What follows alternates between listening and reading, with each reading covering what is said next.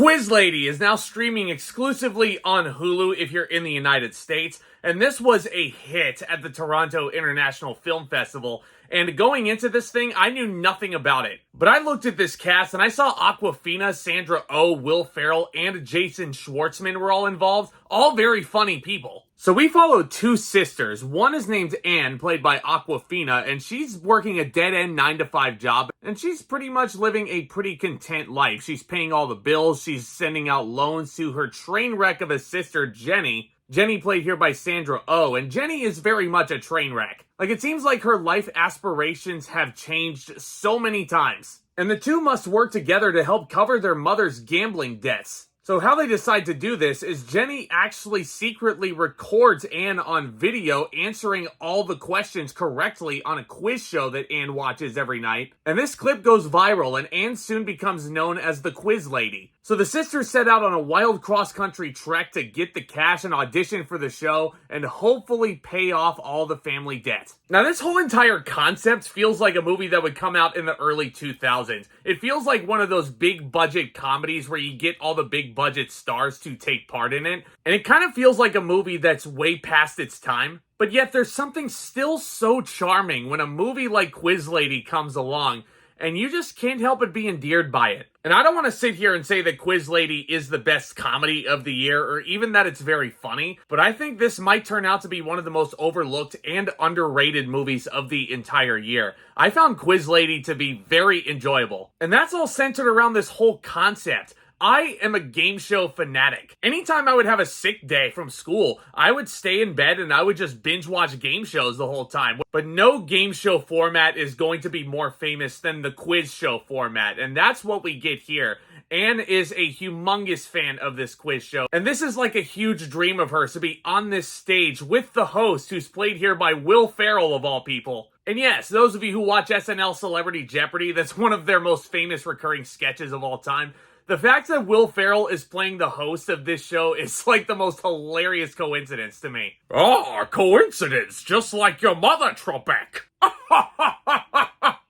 But joking aside, Will Ferrell in this movie is nowhere near the deadpan, sarcastic, end my life right now tone that he is as Trebek on SNL. No, he actually approaches this more like the real-life Alex Trebek, very calm and very welcoming towards everybody who comes into the studio. He's got a very fun gimmick of having his walls down the hallway be emblazoned by every single bow tie he's worn on the television. And it's a really nice character. It's almost like anytime you saw Will Ferrell in this flick, it's very soothing, like the way he talks to Awkwafina backstage. It's a really nice performance, and one that you really love to see out of Will Ferrell, especially because he was somebody who is known for screaming a lot of his jokes. And I think Will Ferrell pulls that off. A lot of people give him hate right now for a lot of the comedies that he did in the mid-2000s. I've loved him ever since I first saw him in Elf, and I will always be a big fan of his. And I'll always be a big fan of Awkwafina for the same reason, because she shows in this movie that she doesn't have to overly rely on screaming all of her jokes. Yeah, she does have her Awkwafina-isms thrown into the mix, for sure, and they're funny. But I'm sure Awkwafina must have been so excited to take on this part, because it so plays against her type. Yeah, she's geeky, she's a nerd, she's an introvert and what have you. But when it comes to the comic pairing of our heroes, Awkwafina is very much the straight player in this. Sandra Oh, on the other hand, oh my. Like, this is an older sister that you would definitely look up to in a way, but you also kind of look at her and you're like, how did you get to where you are? It's almost like her whole backstory could have been made into some crime drama. She kind of honestly reminds me of Phoebe Buffay from Friends. She's definitely very lovable when you see her on screen, but oh my god, her upbringing must have been so freaking tragic. And you absolutely buy that O and Awkwafina are sisters in this, and I love that. They share great chemistry, which honestly I think leads to one of the most creative and heartwarming of endings, and one of the most creative ways to reconcile two characters.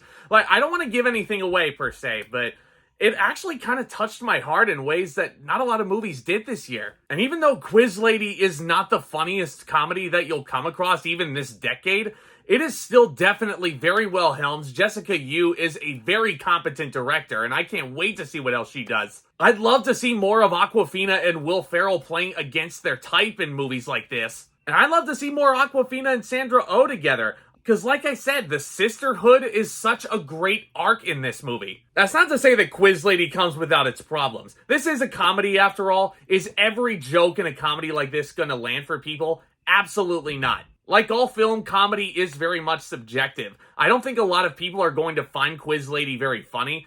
I found it more endearing than funny, if you ask me. Which is not a knock on the movie at all. But actually my biggest issue with Quiz Lady overall, it doesn't really feel like there's a whole lot of urgency to this situation. Yes, there's definitely cases where Quiz Lady can feel very much like a farce, and O and Awkwafina are playing up the drama of the situation. And that's where the comedy in a farce comes from, by the way. It's the fact that these characters are taking such a ridiculous situation as seriously as possible. And I think these two actresses nailed that concept right on the head. But it almost feels like the script is just searching for a reason to give the movie stakes. Honestly, if you had just centered this around Awkwafina being a huge fan of this quiz show and needing a way to pay off her mom's house, and then that older sister comes into the fold to basically get her out of the funk, get the nerves out of her system, that would have been fine. Like, I don't think you need all these subplots where there's a ransom going on. I don't think you need this subplot where Awkwafina's dog is getting kidnapped by some blokes. Like, to me, that just seemed a little bit extraneous, and like the movie was just searching for answers when it should have had the answer right there.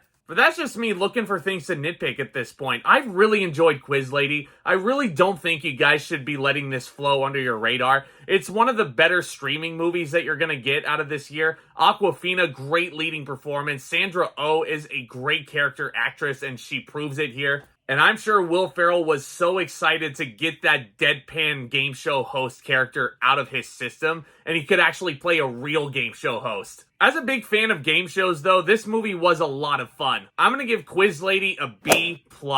It's on Hulu if you're in the States like I am. If you're outside of the States, it'll be on Disney+.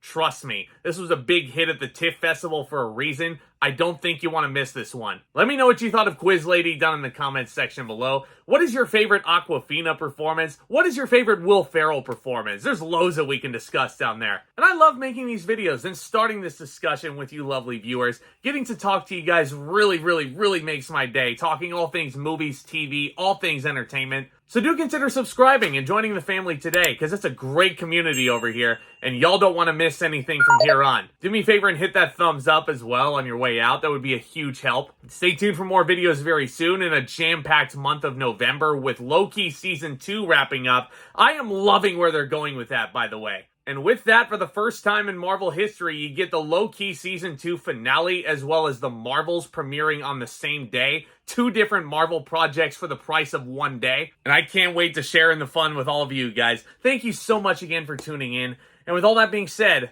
Back Talk, commence.